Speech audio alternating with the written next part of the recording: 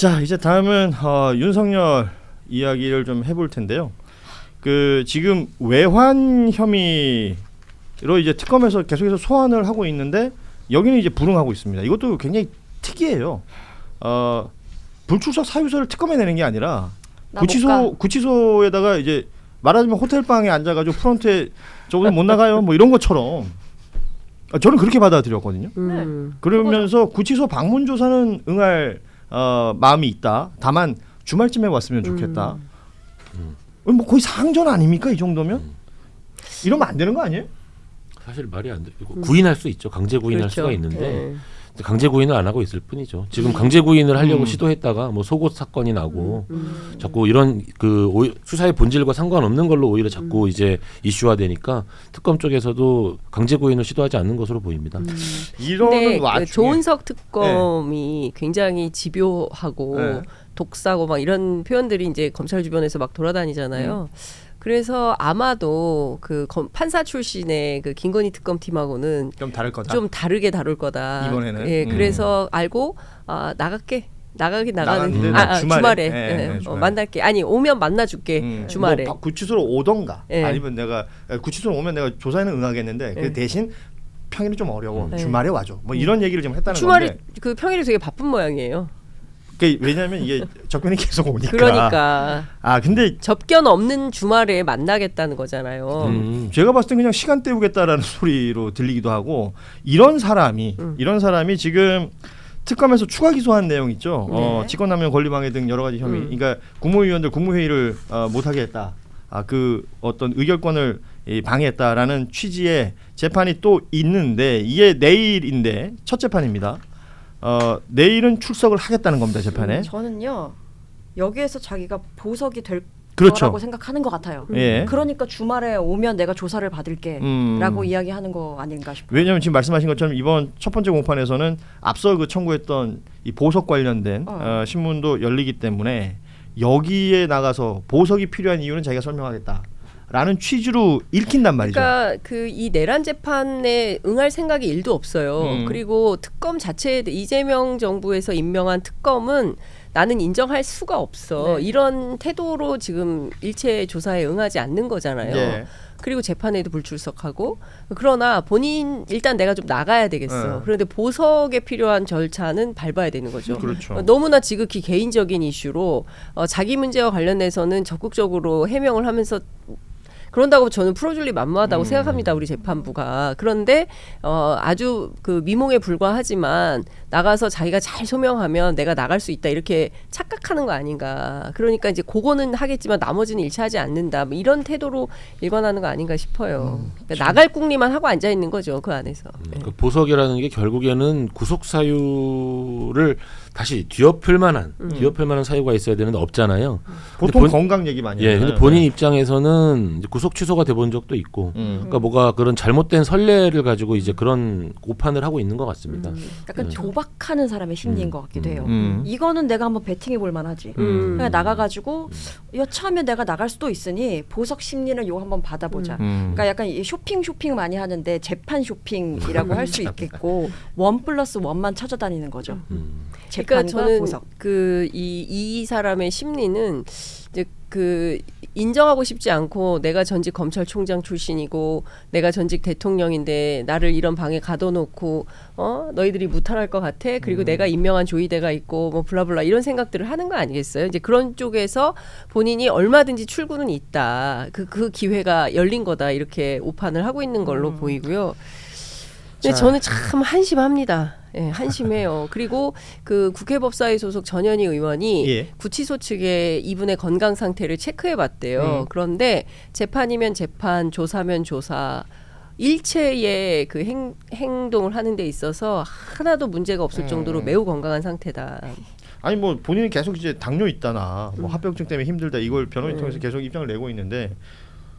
아시다시피 이제 당뇨를 앓고 있는 분들도 많고 그보다 심각한 질환을 앓고 있는 수용자들도 있는 상황이고 본인이 여기 지금 호텔 방에 들어와 있는 게 아니잖아요.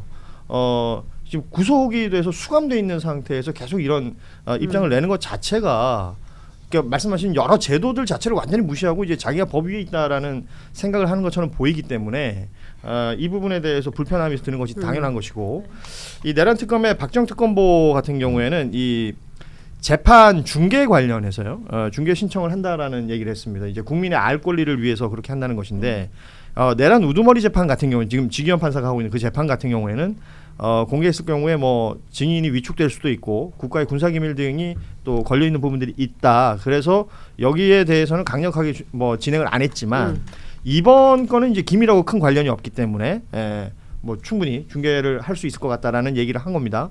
이 부분이 어떻게 또 수용이 될지 이것도 굉장히 저는 관심사가 될 것으로 보입니다. 네, 한번 보여주면 좋을 것 같아요. 그러니까요. 국민들이 보고 또 다시 저는 엄청난 촌극이 빚어질 거라고 생각을 하거든요. 얼마나 황당무계한 소리를 또 하겠습니까? 근데 그거를 온 국민이 보고 이거 내란 안 끝났네. 저는 그 어떤 예방 주사라고 표현하기는 좀 뭐라 그래 중간 점검 이런 차원에서 특검이 방송 라이브를 좀 요청한 게 아닌가 싶어요. 그래서 이게 뭐 흔히 말하는 요즘 뭐 유튜브 시대이고 뭐 스트리밍으로 실시간 막 보는 분들이 워낙 많은데 말씀하신 대로 그 법사위에 있었던 청문회를 보면서 검사들이 저런 사람들이구나 라는 걸 인지했다는 거 아닙니까? 네. 마찬가지로 재판 과정을 보여주면 어떤 상황인지를 알 것 같아요. 그렇죠. 그러니까 뭔가 이렇게 필터가 씌워져 있는 상태에서 언론을 통해서 나가는 정도의 뉴스 외에 진짜 내 눈으로 보거나 내 귀로 듣고 나면 확실히 좀 각인되는 것들이 있잖아요. 그렇죠. 예. 실체가 와닿는 것 같아요. 실체. 그 헌법재판소 탄핵 심판 결정 과정에서도 사실 굉장히 예상보다 시간이 길어짐에도 불구하고 국민들이 그나마 더 인내할 수 있었던 것 중에 하나가 재판 과정에서의 태도들을 보면 보이니까. 너무 명백하게 예. 이 사건의 어떤 내용을 짐작할 수 있고 국민 전체적으로 그걸 짐작할 수 있었잖아요. 예. 그리고 이제 중계가 특정 재판에서 이렇게 뭐 보편화되지는 않았지만 사실은 필요한 일이죠. 그 말씀하신 이런 내용들에 더해서 역사의 기록으로 남긴다는 아니, 이것도 굉장히 생각해 중요할 것 보십시오. 같아요. 45년 만에 윤석열 내란 수계가 비상계엄을 선포했어요. 그리고 온 국민이 진짜 손을 덜덜 떨면서 무려 6개월여를 길바닥에서 찬바람, 눈바람 맞으면서 이 민주주의를 지키기 위해서 노력을 해온 거 아니겠습니까? 그런데 그 이후에 특검이 설치가 되고 특검이 열심히 수사를 했는데 재판이 도대체 어떻게 돌아가는지 알 수가 없지 않습니까? 이제 깜깜이 재판이 계속 되는 거예요.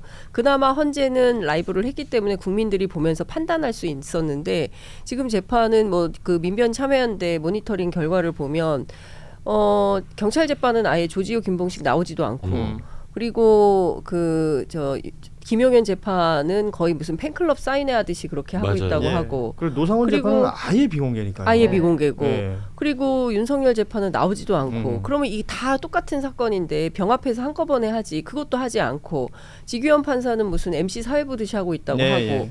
그리고 증인들이 나와서 막말하거나 황당무계한 주장을 해도 그 어떤 제재도 없고 이게 만약에 실시간으로 다 국민들께 공개된다고 생각해 보십시오. 과연 이 재판은 이렇게 지휘를 하겠습니까? 지규현 판사가? 저는 그렇게 못한다고 생각합니다. 이게 공개가 안 되니까 그냥 하는 거예요. 그리고 심지어 경찰 재판 같은 경우에는 기자들도 취재하러 들어가지 않으니까 그 재판 어떻게 진행되는지 알 수도 없어요. 그러니까 그나마 시민단체 활동가들이 들어가서 모니터링을 하니까 그런 얘기를 듣고 우리가 판단할 수 있는 기초자료가 되는 것이지 그밖에 깜깜이에요. 그러니까 이럴 수가 없죠. 다른 게 아니라 이거는 역사적으로 사초를 그렇죠. 쓰는 심정으로 특검이 수사를 한다고 했고 이것은 분명히 역사의 기록으로 남겨서 다시는 우리 사회에 내란 같은 것은 꿈도 꾸지 못하도록 만들어야 한다라는 게 국민 전체의 공감대인데 어떻게 이런 방식으로 재판을 하게 놔둘 수가 있습니까? 그래서 저희 뉴스다이브가 추석 특집으로 준비한 코너가 하나 있어요.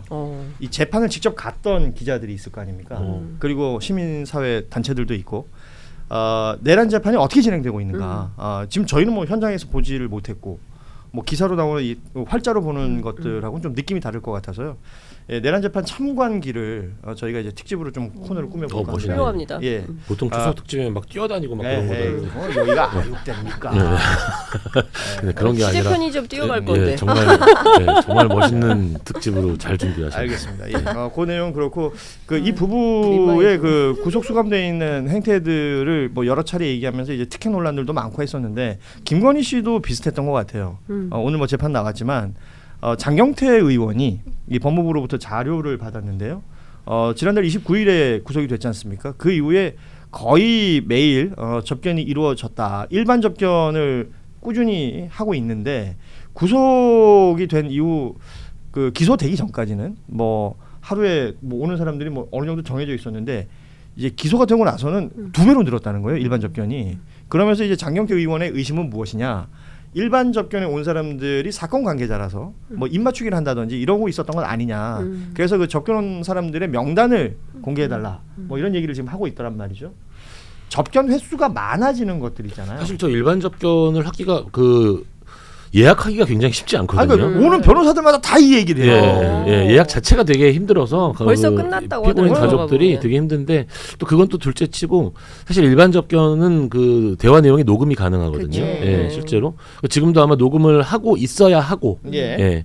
그러니까 그런 어떤 그 증거 조작 이런 것들이 이루어질 수 없도록 해야 되는데 확인하고자 하면 할 수는 있는 겁니까? 그럼요. 그럼요. 예. 실제로 그 접견에서의 내용이 다른 형사 재판의 증거로 제출을 해요. 검찰이. 그리고 예. 그 접견할 때 교도관이 배석해서 다 메모를 하고 네. 3인이 한꺼번에 들어갈 수 있거든요. 3인인가 4인인가 아, 여러 명 들어갈 여러 수도 명 있어요. 되나요? 우리 80년대는 3명이어서 가지고 뭐 80년대까지 죄송해요. 없는데 뭐 시간 제한 철저히 그러니까 있고. 시간이 10분인가요? 10분이에요? 뭐 10분이니까 8분인 데가 있고요. 네. 12분인 데도 있고 네. 조금씩 네. 달라요. 구치소마다 다른데 한 10분 내외로 보시면 되고요. 그 변호인 접견과 아주 큰 차이죠. 변호인은 시간 제한 없이 계속 할 수 있으니까. 예. 근데 저는 일반 접견보다는 변호인 접견에 네. 그 접견 전문 변호사들 있잖아요. 맞아요. 그리고 하루 종일 밖에 나와 있고 뭐 그 얘기들 많이 예, 하는데. 그게 제일 큰 특혜에 해당한다. 일반 접견은 윤석열이 계속 10분밖에 안 되고 그걸 그래서 했다고 예. 그리고 하루에 한 번이고 미결수만 그렇게 할 수 있기 때문에 그거는 뭐 매일 할 수는 있을 것 같아요. 그래요. 네. 이제 뭐 이런 내용들 계속해서 꾸준히 우리가 이제 지켜봐야 되고 네. 또 뭐 내용이 있을 때마다 저희가 얘기를 하고 있는데 오늘 1부 마무리하기 전에 이 얘기는 꼭 해야 될 것 같습니다. 이제 우원식 국회의장이 오늘 법원행정처 천대엽 처장을 만났죠. 오늘 오전에. 그래서 이 사법부에 대한 국민들의 불신, 이 우려를 전했습니다. 지금 왜 국민들이 사법부에 대해서 걱정하고 불신하고 있는지 스스로가 좀 돌아봐야 된다라는 메시지를 냈고 이 천대엽 처장도 전적으로 공감한다 국민들의 우려에 대해서는 다만 사법개혁 논의에 있어서 사법부가 동참해야 된다는 입장은 계속해서 강조하고 있는 내용인데 그 사법부는 계속 그 개혁에 사법부가 동참해야 된다라고 얘기를 하잖아요. 아니 저는 사법부 동참해도 된다고 생각합니다. 근데 개혁할 의지가 있냐고요. 그래서 그 부분을 짚어야 될 것 네. 같거든요. 이게 뭐 동참하냐 안 하냐가 사실은 중요한 게 아니라 그 사법부가 자체적으로 지금 우리의 문제는 이런 것이고 이런 부분에 대해서 이런 개혁안을 가지고 있습니다. 라는 얘기를 하면 좋을 텐데 사법부 그쵸. 동참 안 시킨다고 한 적이 한 적도 없잖아요. 없어요. 네, 한 적이 그러니까 없는데 자꾸 동참한다고 하는 게 자기들이 개혁을 주도해야 된다라고 얘기하는 것 같은데요. 그렇죠. 아니 그리고 예. 저는 그 지금 끊임없이 사법부가 사법 독립이라는 그러니까 미명하에 일종의 이제 논점 이탈을 하고 있다고 생각해요. 끊임없이 이제 물타기를 하면서 논점을 흐리는 건데 이거는 검찰하고 비슷합니다. 검찰이 이제 검찰 독립 뭐 이렇게 얘기하는 거하고 비슷한 맥락이라고 예. 생각을 하는데 그 지금 보면 본인들이 갖고 있는 과제가 있어요. 첫 번째 지규현 판사 문제 왜 해결 못합니까? 그렇죠. 두 번째 그 조희대 대법원장 지난 5월 1일에 있었던 파기환송. 말도 안 되는 네. 이상한 파기환송 결정에 대해서 아직도 얘기를 하지 않고 있어요. 무려 5에서 6개월이 흘러가고 있습니다. 최소한 이 정도는 본인들이 먼저 왜 그랬는지 그리고 왜 지규현 판사의 문제를 정리하지 못하는 건지에 대해서 해명을 하고 아니 설명이라고 할게요.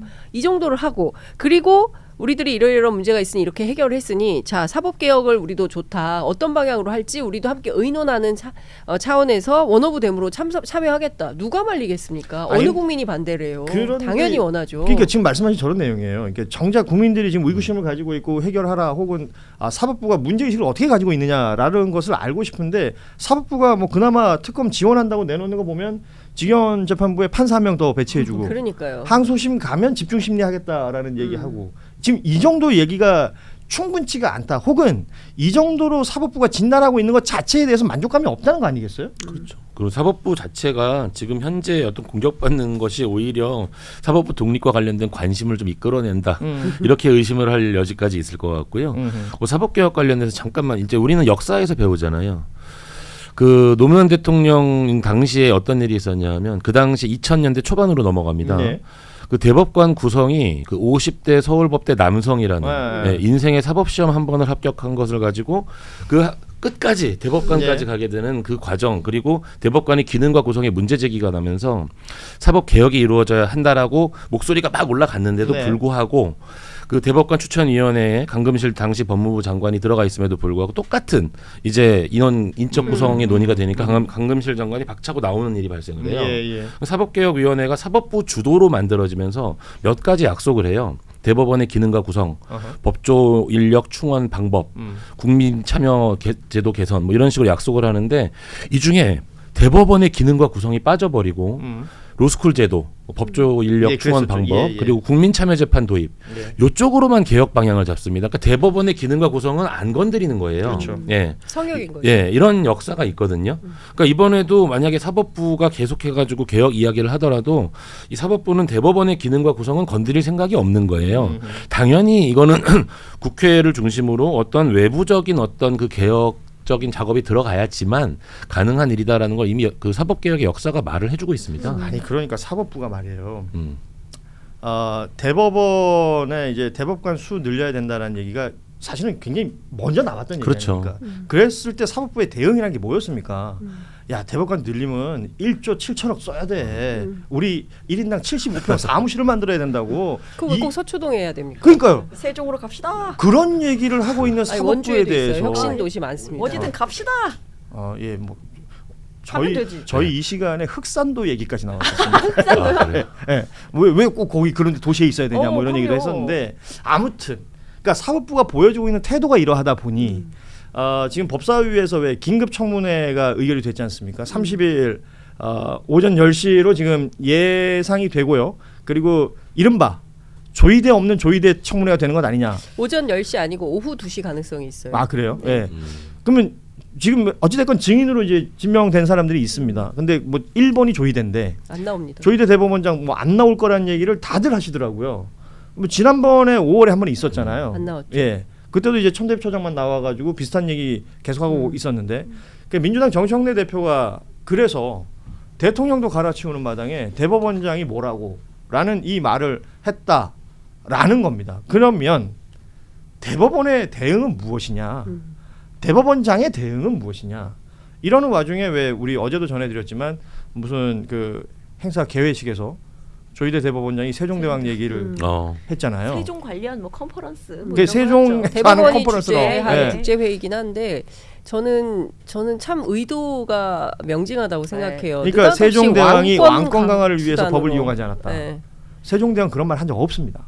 어제도 저희가 여기 분명히 얘기했었는데 세종대왕을 그렇게 써먹으면 안 되는 거예요. 그리고 이미 왕이잖아요. 뭐 시대가 다른데도 사법부가 보여주는 태도가 이러하다 보니 사법개혁에 있어서 국민들이 무엇을 중요하게 생각하고 있는지 사법부가 자꾸 호도하는 경향이 있는 것 같아서 그러니까 진짜 짚어야 될 것 같아요. 저는 그 핵심이 대한민국의 개혁 대상에 뭐 여러 개혁 대상이 있지만 1번이 법원 검찰이 되는 이유가 있어요. 말씀해 주신 대로 20살 때 공부 잘해서 사법시험 패스해서 그걸로 평생 자기 어떤 출세의 수단으로 삼고 그리고 이 기득권이 혹여라도 조금이라도 침해될까봐 전전긍긍하면서 요만큼이라도 개혁의 그 날이 자기들에게 돌아오면 막 아주 극렬하게 저항하면서 큰일 날 것처럼 나라 뭐 망할 것처럼 난리를 치는 이게 벌써 30년입니다. 네, 30년이에요. 검찰개혁, 법원개혁 얘기한 게 김대중 정부 때부터입니다. 그런데 지금까지도 이게 되지가 않아요. 근데 비상계엄 내란까지 일으킨 거 아닙니까? 검찰의 경우에는. 근데 여기에서 꺾이면 안 된다라는 생각이 좀 들고 가던 길 계속 가야 된다. 정치권이 또 막 이렇게 되니까 여기서 흔들 저기서 흔들 계속 또 흔들리고 있어요. 그런데 이럴 때 표대를 분명히 세우고 개혁의 한 길로 가야 된다. 여기서 꺾이면 또 못합니다. 이게 사실은 이 와중에 저는 또 언론 플레이가 있다고 생각을 하는데요. 사법개혁이라는 키워드를 워낙 많이 듣잖아요. 뉴스를 통해서. 그런데 뉴스에서 사법개혁을 다루면서 지금 저희가 얘기하는 뭐 대법원은 이런 부분에 신경 써야 됩니다. 이런 입장을 내야 됩니다라고 하는 목소리보다 지금 더 큰 목소리 뭔지 아세요? 민주당 내분이에요. 청문회를 하는데 지도부하고 상의를 안 했다. 뭐 이 얘기가 훨씬 더 많이 나옵니다.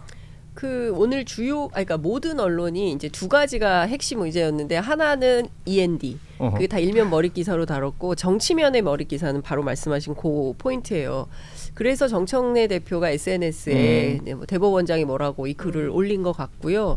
제가 취재해 보니까 사실 이제 원내나 당 지도부하고 상의한 건 아닌 것 같아요. 그러니까 국회 법사위가 주도해서 통과시킨 것은 맞고 서운한 감정이 없는 것은 아니나 그렇다고 해서 이미 이제 처리한 청문회 안을 뭐 뒤로 물릴 수는 없는 것이다. 그리고 여기서 감정 싸움 하등의 이유가 없고 지도부가 됐든 원내 지도부가 됐든 동일하게 판단하는 가치 하나는 조희대 대법원장의 이 미스테리한 행동들에 대해서 언제 한번 제대로 해명한 적이 있냐. 그런 걸 규명하기 위해선 당연히 해야 되는 것이다. 그런데 다음에 할 땐 좀 소통을 해주면 좋겠다. 이런 정도의 당부가 있었던 걸로 알고 그래서 제가 아까 말씀드린 대로 그날 어떻게 되냐면 공교롭게도 내일 그 정부조직법 통과가 되면 정부에 이송되는 날짜가 29일 월요일이에요. 다음 주. 그러면 30일 날 오전 10시에 아마도 대통령 국무회의를 열어서 정부조직법을 통과시키게 될 텐데 그러면 이제 변화되는 정부조직의 시스템이 어떻게 되는지 그게 이제 쫙 나와야 되는데 만약에 10시에 똑같이 조의대 없는 조의대 청문회를 하면 면 구성이 어떻게 되겠습니까? 조의대로 확 쏠리는 거예요. 그래서 이거는 좀 막아야 되겠다라는 조율이 판단. 조율이 필요하다. 그래서 조의대 없는 조의대 청문회가 아마도 오후 2시로 갈 가능성이 있다. 예.